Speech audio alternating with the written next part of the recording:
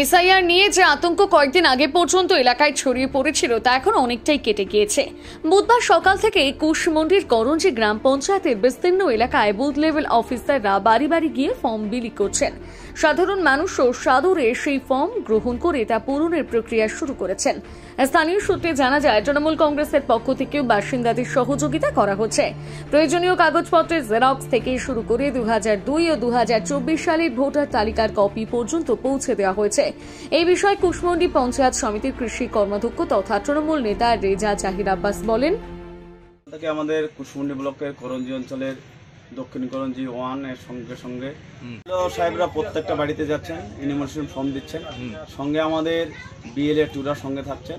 এটা নিয়ে কাজে কোনো সমস্যা নেই। আমাদের এখানে আমাদের কাজ ভালোভাবে হচ্ছে এবং এখানে সমস্যা হওয়ার কোনো কথা নেই। এলাকা মানে আতঙ্ক প্রথমে কিন্তু ছিল, এসআই নিয়ে বিশাল লোকের আতঙ্ক ছিল, কিন্তু আমরা ছোট ছোট পাড়া বৈঠক করে এবং আমাদের সহায়তা শিবির করে কিন্তু আমরা কিন্তু ওনাদের অনেক কোশ্চিন ছিল, অনেক কোশ্চিন এরাইজ করছিল যে এই সমস্যাগুলো কী করে সমাধান হবে।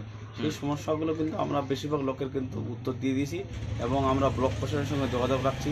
তাদের যেগুলো সমস্যা আমরা যদি না পারি ওনাদের মাধ্যমে সেই সমস্যার সমাধানগুলো করার চেষ্টা করছি আমরা। মানে ভারতবর্ষে স্বাধীনতা ইতিহাস কিন্তু ওনারা জানেন না।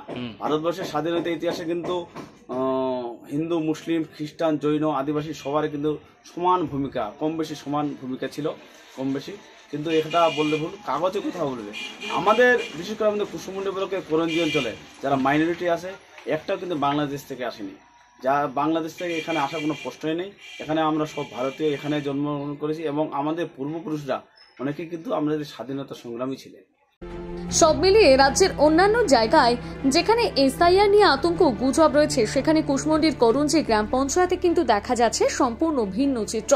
কোন রকম আতঙ্ক ছাড়াই সাধারণ মানুষ ফর্ম নিচ্ছেন এবং প্রয়োজনীয় কাগজপত্র জমা দিচ্ছেন। এই বিষয়ে বিএলও সামাউন কবির বলেন, 111 নম্বর পার্ট আমি ভারতের নির্বাচন কমিশনের আওতায় কাজ করছি। আমি একজন বিএলও, আমার নাম সামাউন কবির। আমি 111 নম্বর পার্টে কাজ করছি। আমি প্রথমে 111 নম্বর পার্টের মাঝাপাড়া গ্রামে, করঞ্জি মাঝাপাড়া গ্রামে আমি এসেছি কাজ করতে। বিশেষত এটা এখানে এসআইআর সম্পর্কিত কোনো রকম আতঙ্কের কোনো ব্যাপার নাই। এখানে লোক স্বতঃস্ফূর্তভাবে সাড়া দিচ্ছে। আমি বেশ কাজ করতে আমার খুব সুবিধা হচ্ছে। সবাই এখানে সজাগ, সচেতন। হ্যাঁ, ওই ধরনের বাংলাদেশি বা বাইরের লোক এই ধরনের কোনো ব্যাপার নেই, এখানটায় কোনো সমস্যা নেই। কুশমন্ডি থেকে দিলদার আলীর প্রতিবেদন, নিউজ টুডে।